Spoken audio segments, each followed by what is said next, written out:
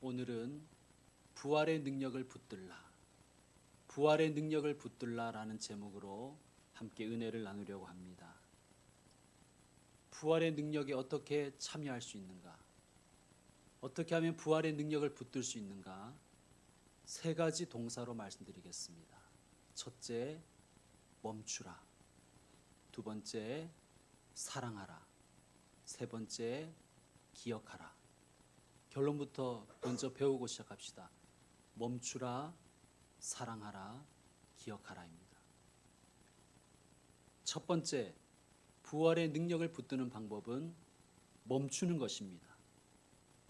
여러분, 사람이 멈출 때 하나님이 일하십니다. 복습하십시다. 예수님이 몇 시에 십자가에 못 박히셨죠? 제3시. 6시간을 더하면 오늘날의 시간이 된다고 말씀드렸습니다. 그러니까 금요일 오전 9시에 십자가에 달리셨습니다. 언제 예수님 돌아가셨습니까? 제9시. 6시간 더하면 15시, 즉 오후 3시에 예수님 돌아가셨습니다. 그런데 유대인들은 하루의 시작을 오후 6시부터 시작된다고 그렇게 봅니다. 우리와 다르죠. 우리는 자정에 하루가 시작되지 않습니까? 근데 유대인들은 6시, 오후 6시 저녁이 될 때 하루가 시작된다고 그렇게 생각합니다. 자, 예수님이 금요일 성경의 표현대로 하면 안식일 준비하는 날, 안식을 준비하는 날, 안식일 준비일 오후 3시에 돌아가셨어요. 이제 안식일이 될 때까지 몇 시간 남은 거예요? 3시간 남은 거죠. 그죠? 그러니까 첫날은 제1일은 3시간이었습니다. 자, 금요일 저녁 6시부터 토요일 저녁 6시까지가 안식일이에요. 그러니까 24시간을 지냈죠.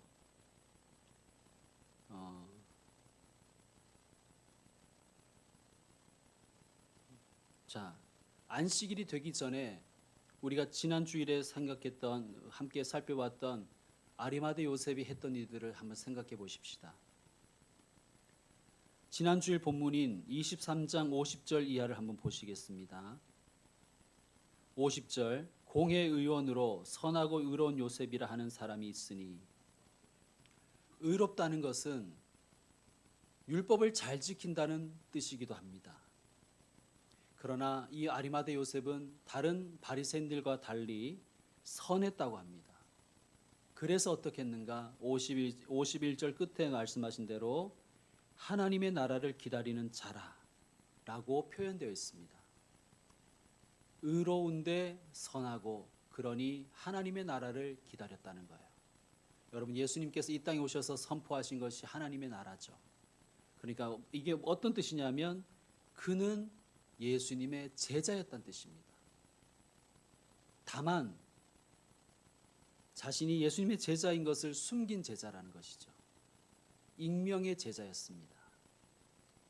52절, 그가 빌라도에게 가서 예수의 시체를 달라고 합니다. 여기에 부사를 하나 더 넣는다면 급히를 넣을 수 있겠습니다. 즉 아리마대 요셉이 급히 빌라도에게 가서 예수의 시체를 달라고 한 것입니다. 왜 그랬을까요? 안식일이 거의 다 되어 가기 때문입니다. 다시 말씀드립니다. 요셉은 의로운 사람이었어요. 율법을 사랑하고 율법을 잘 지키는 사람이었습니다. 안식일에는 어떠한 일도 하지 말아야 된다는 것을 요셉이 잘 알고 있었고 그것을 실천하는 사람이었습니다. 그래서 요셉의 마음이 급한 것입니다. 급히 빌라도에게 가서 예수님의 시체를 달라고 요구했습니다. 그리고 53절, 이를 내려 세마포로 싸고 아직 사람을 장사한 일이 없는 바위에 판 무덤에 넣어두니, 원래는 향품도 넣고 향유도 발라야 됩니다. 즉 염을 해야 되는 거예요. 그런데 생략했던 것 같습니다. 왜 그렇습니까? 54절의 말씀대로 이날은 준비일이기 때문입니다. 즉 안식일이 거의 다 되었기 때문이지요. 그래서 아리마대 사람 요셉은 마치 한국 사람처럼 빨리빨리 일을 처리한 것입니다. 이 모든 것을 55절에 나온 대로 갈릴리에서 예수님과 함께 온 여자들이 뒤를 따라가 그 무덤과 그의 시체를 어떻게 두었는지를 다 보았습니다. 이 모든 것을 보고 56절에 보면 돌아가 향품과 향유를 준비하더라. 밑으로 내려와서 동그라미 다음에 계명을 따라 안식일에 쉬더라. 이 여자들도 급하게 향유와 향품을 준비했겠죠. 왜? 안식일을 지키기 위해서. 자, 어떤 말씀 드리려고 하냐 하면 안식일을 매우 강조하고 있다는 것입니다. 안식일이 강조되고 있어요. 시간적으로 봐도 안식일이 강조되고 있습니다. 다시 말씀드려 예수님은 우리가 사흘 만에 부활했다 그렇게 알고 있고 믿는데 만 사흘은 아니에요, 여러분. 오늘 성경 본문에도 제3일에 부활하셨다 그렇게 돼 있잖아요, 그렇죠? 그러니까 예수님은 죽으신 지 72시간도 채 되지 않아서 부활하신 것입니다. 한번 볼까요? 안식일 전날 오후 3시에 돌아가셔서 전 6시가 되면 안식일이 되었으니까 3시간이죠. 그리고 안식일 금요일 저녁 6시부터 토요일 저녁 6시까지 24시간. 그리고 예수님은 안식 후 첫날 새벽에 부활하셨습니다. 새벽이라는 것은 대략 3시에서 6시, 오전 3시에서 6시를 가리켜요. 자, 6시라고 칩시다. 그러면 3 더하기 24 더하기 12 하면 몇 시간입니까? 39시간이지요. 48시간이 채 되지 않습니다. 자, 그런데 그 중에서도 풀타임으로 죽어 계셨던 날은 안식일이 유일합니다. 무슨 말씀을 드리려고 하는가? 안식일에 온전히 죽음으로 예수님은 안식하셨다는 거예요. 이 사실에 우리는 먼저 집중해야 됩니다. 예수님이 온전히 안식하시자 하나님이 일하신 거예요. 여러분, 우리에게 주는 메시지가 있지 않습니까? 우리가 온전히 멈출 때 하나님이 일하십니다. 여러분, 우리가 멈출 때 오히려 일이 되는 거예요. 그렇습니다. 죽을 것이 죽어야 살 것이 사는 것입니다. 이것이 부활이 우리에게 주는 메시지지요. 멈춰야 하나님이 일하신다. 죽을 것이 죽어야 살 것이 산다. 여러분, 멈췄다는 것은 단순히 꼼짝도 하지 않았다는 뜻이 아닙니다. 예수님이 멈췄다는 것은 하나님께 온전히 맡기셨다는 뜻입니다. 그러므로 안식한다, 멈춘다, 맡긴다는 것은 같은 의미입니다. 여러분, 우리가 주의를 지키는 의미는 무엇이죠? 세상으로 치닫던 발걸음을 멈추는 거예요. 그리고 하나님께 온전히 맡기는 것입니다. 그것이 주 안에서 안식하는 것입니다. 제가 아주 사랑하는 찬양 중에 요게벳의 노래라는 찬양이 있습니다. 제가 목감기에 올렸는지 노래만 하면 자꾸만 목소리가 뒤집어져서 제가 불러드리면 좋지만 가사를 읽어드릴게요. 이 찬양은 여러분이 잘 아는 것처럼 모세의 엄마 요게벳이 모세를 몇 달 동안 키우다가 더 이상 키울 수가 없어서 갈대 상자에 넣어서 나일강에 띄울 때 그 심정을 표현한 노래입니다. 작은 갈대 상자 물이 새지 않도록 역청과 나무진을 칠하네. 어떤 밤이었을까 그녀의 두 눈에 눈물이 흐르고 흘러 동그란 눈으로 엄마를 보고 있는 아이와 입을 맞추고 상자를 덮고 강가에 띄우며 간절히 기도했겠지. 자, 어떤 기도를 드렸을까요? 가사는 계속됩니다. 너의 삶의 참 주인, 너의 참 부모이신 하나님 그 손에 너의 삶을 맡긴다. 너의 삶의 참 주인, 너를 이끄시는 주 하나님 손에 너를 맡긴다. 여러분, 요게벳의 심정을 이해하시겠습니까? 요게벳은 이 아이의 참 주인이시며 참 아버지이신 하나님 손에 아이를 맡기지 않습니까? 자, 요게벳이 왜 멈췄습니까? 이 아이를 내가 계속 붙들고 있으면 이 아이는 죽는다는 것을 그는 알았기 때문이 아니겠습니까? 요게벳이 계속 모세를 붙들고 있었으면 모세는 죽었을 것입니다. 요게벳이 모세를 하나님 손에 맡겼을 때 모세는 살았을 뿐만 아니라 위대한 인물이 될 수 있었지요. 여러분, 우리가 멈추는 그때 하나님은 일하십니다. 우리가 하나님께 온전히 맡겨드릴 때 하나님은 하나님이 되시는 것입니다. 예수님도 자신을 하나님께 맡기셨잖아요. 우리 23장 46절 여러분 한번 읽어주세요. 누가복음 23장 46절 오늘 보면 앞쪽입니다. 23장 46절 시작.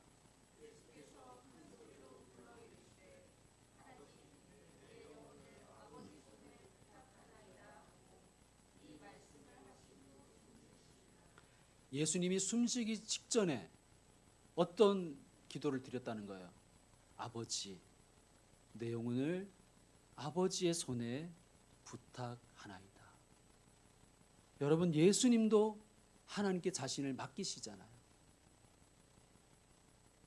우리는 뭐라고? 그런데 우리는 뭐라고 안 맡기십니까? 여러분, 예수님도 하나님께 온전히 자신을 맡기시는데 예수님이 능력이 없으십니까? 근데 우리가 뭐라고 내가 다 붙들고 있는 거예요. 여러분, 멈추면 하나님이 일하십니다. 맡기면 주님이 책임지십니다. 부활의 능력을 붙드시는 분들 되시기를 축원드립니다. 첫 번째, 어떻게 해요? 멈추라, 맡기라, 안식하라. 그러면 누가 일하셔요? 하나님이 일하십니다. 여러분, 하나님이 일하셔야 열매가 맺히는 거예요. 우리가 열심히 일할 뿐이지 열매는 누가 주시는 것입니까? 하나님 주시는 거예요. 하나님이 일하셔야 일이 되는 것입니다. 여러분, 제 인생을 돌아보니까요, 제 목회 인생도 돌아보니까 제가 삽질해서 얻은 것보다 하나님께 내가 맡겼을 때 제가 받은 것이 훨씬 더 많습니다. 여러분은 어떻습니까? 왜 그럴까요? 창세기 2장 3절을 보면 그 이유가 있습니다. 창세기 2장 3절을 보면 하나님이 그 일곱째 날을 복되게 하사, 그 일곱째 날을, 안식하는 날을 복되게 하셨다는 거예요. 거룩하게 하셨으니 이는 하나님이 그 창조하시며 만드시던 모든 일을 마치시고 그날에 안식하셨음이니라. 아멘.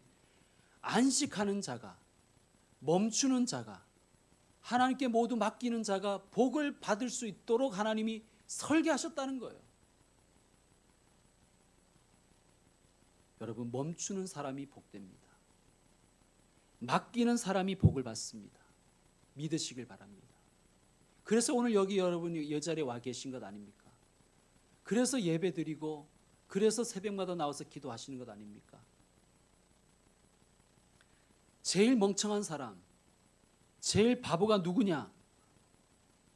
주님이 이렇게 축복의 설계를 하셨는데도 그건 믿지 않고 안식도 없이, 예배도 없이, 기도도 없이 그냥 계속 붙들고 삽질하는 인생 아니겠습니까? 성도 여러분, 예수님이 멈추시자 하나님이 일하셨습니다. 예수님이 안식하실 때 하나님이 일하셨습니다. 우리 삶의 전체를, 내 가정, 내 자녀, 나의 형제, 나의 사업체, 우리 교회를 온전히 주님께 맡기십시다. 주님이 열매 맺게 하실 줄 믿습니다. 여러분, 따라 하십시다. 하나님 멈추겠습니다. 하나님 맡기겠습니다. 하나님 안식하겠습니다. 부활의 능력을 붙드는 거룩한 종들 되기를 축원드립니다. 두 번째, 부활의 능력을 붙드는 방법은 사랑하는 것입니다. 오늘 본문에 보면 부활의 첫 증인들이 여자들이었다는 것을 밝히고 있죠. 자, 오늘 본문 1절에서 3, 24장 1절에서 3절을 보면 안식 후 첫날 새벽에 여자들이 준비한 향품을 가지고 무덤에 왔습니다. 왜 향품을 준비해서 왔는지는 이미 말씀드렸습니다. 여러분 참 이게 재밌어요, 그죠? 남자들이 늘 놓치는 것을 여자들이 이렇게 보충해 주잖아요. 그죠? 그러니까 가정도 그렇고 교회도 그렇고 이게 참 조화가 이루어져야 됩니다. 무덤에 왔는데 돌이 굴려져 있는 거예요. 어떻게 된 건가 들어가 보니 예수님의 시체도 보이지 않아요. 자, 그리고 이 여자들은 예수님 부활의 첫 증인이 되었습니다. 예수님의 부활을 믿지 않는 자들이 있습니다. 지금도 그렇지만 당시에도 있었어요. 그들의 주장은 이것입니다. 여자들이 첫 번째 증인이라며 여자들의 말을 어떻게 믿어? 제 말이 아니고 그때 그 당시 사람들의 말이라는 거예요. 여러분 오해는 하지 마십시오. 여러분 왜냐하면 당시는 여자를 우습게 여겼던 시대였기 때문입니다. 당시 여성들은 법정에서 증인도 될 수 없었어요. 여성들의 말에 신빙성을 두지 않았기 때문입니다. 유대 역사가 요세푸스라는 사람이 이런 말을 했습니다. 여자들의 말은 믿지 말아라. 여러분 다시 말하지만 제 말이 아니에요. 첫 번째, 그들은 꾸며서 말을 잘한다.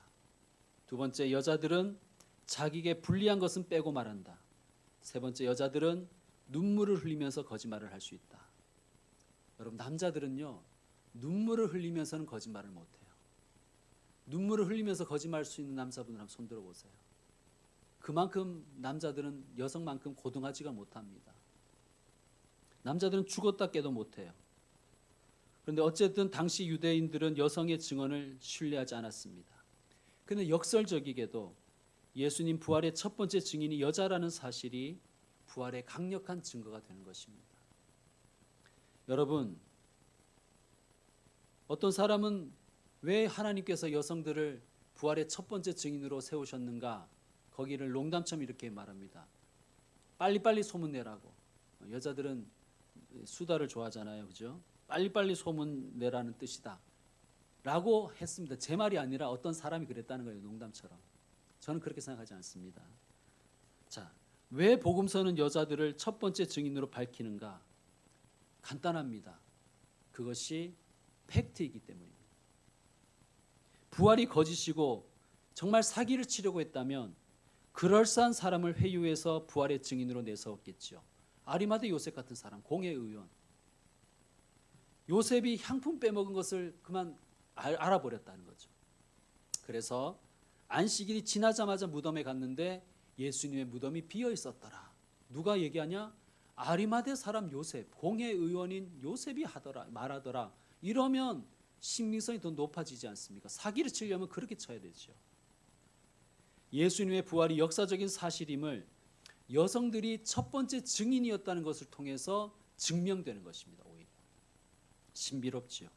자, 10절에 보면 여성들의 이름이 나오는데 막달라 마리아만 살펴보십시다. 저는 장신대를 나왔습니다. 우리 통합 측은 거의 다 장신대를 나와요. 근데 제 친구 목사님 중에서는 총신대 나온 목사님도 있어요. 그러니까 총신대 학부를 나오셨다는 얘기예요. 사당동에 가면 총신대가 있는데 사당동 총신대 앞에는 그 목사님이 학창 시절에 막달라 아줌마가 있었다는 거예요. 이 아줌마는 교문 앞에 서서 들어오고 나가는 모든 사람들에게 막달라 하는 거예요. 돈을 막달라 하는 거예요. 여러분, 마리아는 그래서 막달라가 아니라 막달라 사람이라서 막달린 것입니다. 막달라라는 동네의 여자였기 때문입니다. 누가복음 8장 2절에 보면 막달라 마리아에 대해서 이렇게 표현합니다. 7 귀신이 나간 막달라인 마리아. 여러분, 마리아라는 이름은 영어로는 메리고, 그죠? 뜻이 뭔지 혹시 아세요? 마리아의 뜻이 뭔지 아세요? 쓰다라는 뜻입니다. 쓰다. 유대 여자 이름 중에서 제일 흔하기도 하고 가장 천한 이름입니다. 구약에 보면 미리암이라는 이름이 나오는데 그 미리암이 마리아가 된 거예요. 역시 미리암도 쓰다라는 뜻입니다. 이 모든 것이 마라라는 단어에서 왔어요. 마라. 우리는 마라 하면 매운 것 이렇게 생각하지만 유대인들은 마라 하면 쓰다라고 생각합니다. 쓰다. 딸을 낳으면 남아 선호 사상이 강한 시대여서 이렇게 표현하는 것입니다. 아이고 괴롭다. 아이고 쓰다. 그래서 미리암이라고 마리아라고 이름을 지은 거예요. 우리식으로 말하면 뭐겠습니까? 또순이, 막내, 후남이 이런 이름을 붙인 거예요. 또 딸이냐? 딸은 이제 그만. 다음에는 아들. 여러분 마리아란 이름, 미리암이란 이름은 인간 대접 못 받았다는 뜻입니다. 게다가 막달라 마리아는 7 귀신 들렸던 여자입니다. 정신이 온전치 못했습니다. 삶이 엉망이었어요. 얼마나 구박을 받았겠습니까? 그런데 예수님이 그 막달라 마리아를 고쳐주셨고 많이 사랑해 주셨어요. 막달라 마리아도 예수님을 많이 사랑했습니다. 사랑하지 않을 수가 없죠. 막달라 마리아는 골고다 언덕까지 따라온 것입니다. 예수님은 떠나셨지만 막달라 마리아는 예수님을 떠나보낼 수가 없었어요. 왜? 예수님을 너무 사랑하기 때문입니다. 자, 막달라 마리아가 왜 첫 번째 증인이 될 수 있었는가? 간단합니다. 예수님을 뜨겁게 사랑했기 때문입니다. 여러분 못 숨기는 것 3가지가 있다고 하죠. 뭘 못 숨깁니까? 감기, 기침을 못 숨기고 가난은 못 숨기고 사랑은 숨길 수가 없습니다. 여러분 목격자가 있고 증인이 있어요. 목격자는 그냥 본 사람입니다. 그런데 증인은 뭐냐? 사랑하는 사람입니다. 사랑해야만 증인이 될 수 있는 거예요. 여러분 혹시 증인이 돼 보신 적 있으십니까? 저는 경험이 없는데 법정에 나가서 증인이 된다는 것이 굉장히 힘든 일이라고 합니다. 일단 증인 선서를 해야 된대요. 증인 선서를 한다는 것은 사실이 아니라면 위증의 죄를 받겠습니다라는 의미래요. 무슨 말입니까? 증인은 잘해봐야 본전이란 뜻입니다. 가끔 목격자 찾는다는 현수막 보시죠. 목격자는 많지만 증인이 되려는 사람은 별로 없습니다. 없기 때문입니다. 시간 내서 가야 되고 경찰이 부르면 또 가서 이야기해야 되고 그러다 보면 귀찮은 일에 의도치 않은 일에 휘말리기도 하고 실수하면 위증죄 받고 그러는 것입니다. 자, 그러니 목격자가 아무리 많다 해도 누가 증인이 되겠습니까? 사랑하는 사람이 증인이 되는 거예요. 그를 사랑하든지 정의를 사랑하든지 사랑해야 증인이 되는 것입니다. 자, 부활의 첫 번째 증인이었던 여자들에게는 뭐가 있었다는 뜻입니까? 사랑이 있었다는 것입니다. 여러분 예수님은 우리에게 너희가 증인이 되라고 말씀하시죠. 무슨 뜻입니까? 이것은 너희가 나를 사랑하라는 뜻입니다. 성도 여러분, 예수님을 사랑하는 축복이 저와 여러분에게 임하기를 소망합니다. 그래야 우리도 예수님의 증인이 될 수 있는 거예요. 저는 우리 교회 성도들 모두가 예수님의 증인 되기를 원합니다. 다른 말로 하면 무엇입니까? 우리 모두가 예수님을 뜨겁게 사랑하기를 원한다는 뜻입니다. 그게 교회고 그게 정말 그리스도인이 아니겠습니까? 주님이라면 발벗고 나서고 주님의 일이라면 만사를 제쳐두고 나가는 그런 사랑과 섬김이 우리에게 있기를 소망합니다. 여러분 하나님은 위대한 사람을 쓰는 게 아니에요. 하나님은 사랑하는 사람을 쓰십니다. 여러분 우리도 그렇잖아요. 저도 그렇습니다. 저도 교회를 사랑하는 사람에게 교회를 더 맡기고 싶어요. 주님 사랑하는 사람에게 교회 일을 부탁하고 싶어요. 그거는 우리도 그런 마음입니다. 우리 죄인인 나도 그런 마음인데 하나님 오죽하겠습니까? 하나님은 하나님을 사랑하는 사람을 사용하십니다. 예수님을 뜨겁게 사랑함으로 증인으로 쓰임받는 저와 여러분 다 되기를 축원드립니다. 세 번째, 부활의 능력을 붙드는 방법은 무엇인가? 기억하라입니다. 기억하라. 자, 첫 번째 방법은 무엇이었습니까? 부활의 능력을 붙드는 방법 첫 번째는 멈추는 것입니다. 맡기는 것입니다. 안식하는 것입니다. 두 번째는 무엇이었습니까?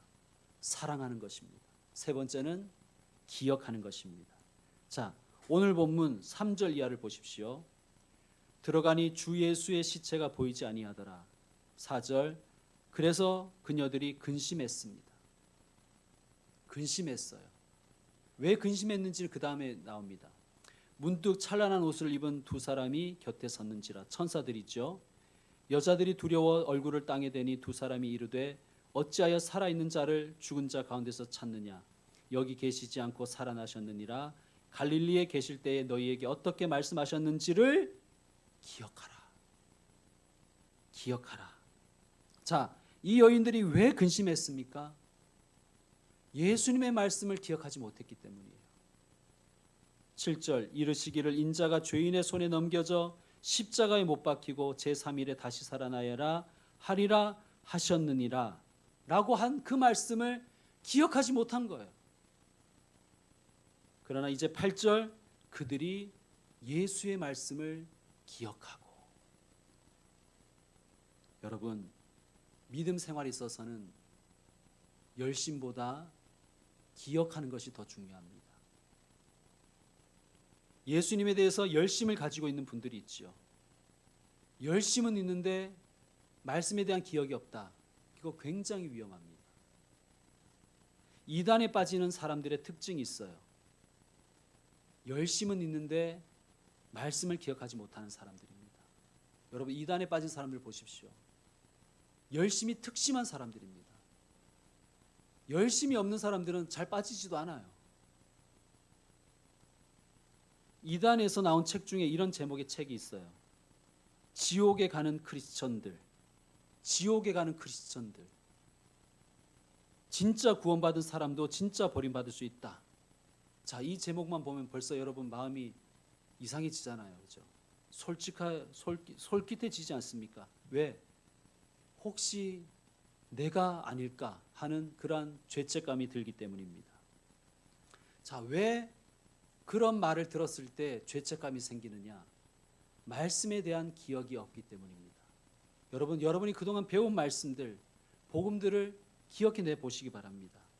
예수님의 십자가와 부활을 믿는 자들은 다 구원을 받습니다. 믿으십니까? 이걸 기억해야 됩니다. 우리의 공로로 구원받는 게 아니라 하나님의 은혜와 예수님의 사랑으로 구원받는다. 우리는 다 배웠고 이걸 기억해야 됩니다. 예수님을 구주로 영접하는 자에게는 하나님이 성령을 선물로 주신다. 이걸 배웠고 우리는 기억해야 됩니다. 성령께서 오시면 우리를 인도하셔서 주님의 말씀을 따르게 하시고 주님께 충성하게 하신다. 우리는 다 배웠고 이것을 기억해야 됩니다. 그 말씀을 듣고 기억해야 확신이 생기죠. 그래서 이단들이 말하는 엉뚱한 말에 넘어가지 않는 것입니다. 넘어가지 않는 거예요. 그렇지 않고 열심만 있으면 흔들립니다. 위험합니다. 여러분, 그러므로 우리가 죽어라 해야 할 일은 말씀을 기억하는 거예요. 여러분, 오늘도 말씀을 제가 전하는데 아마 집에 돌아와서 생각해 보려고 하면 거의 생각나지 않으실 거예요. 그래서 제가 간단하게 동사로도 말씀드리는 거예요. 멈추라, 사랑하라, 기억하라. 여러분, 말씀을 기억하려고 노력하십시오. 말씀에 집중하셔야 됩니다. 자, 내려와서 24장 36절을 한번 읽어주세요. 시작. 36절 시작. 이 말을 할 때에 예수께서 친히 그들 가운데 서서 이르시되 너희에게 평강이 있을지어다 하시니 아멘. 여러분, 예수님은 우리에게 평강 주시기를 원하십니다. 이걸 믿어야 됩니다. 이걸 기억하고 믿어야 돼요. 하나님이 나에게 벌 주시는 게 아닌가? 하나님이 나를 힘들게 하시는 게 아닌가? 아닙니다, 여러분. 하나님이 주시고자 하시는 것은 재앙이 아니라 평강인 거예요. 기억하고 믿으시길 바랍니다.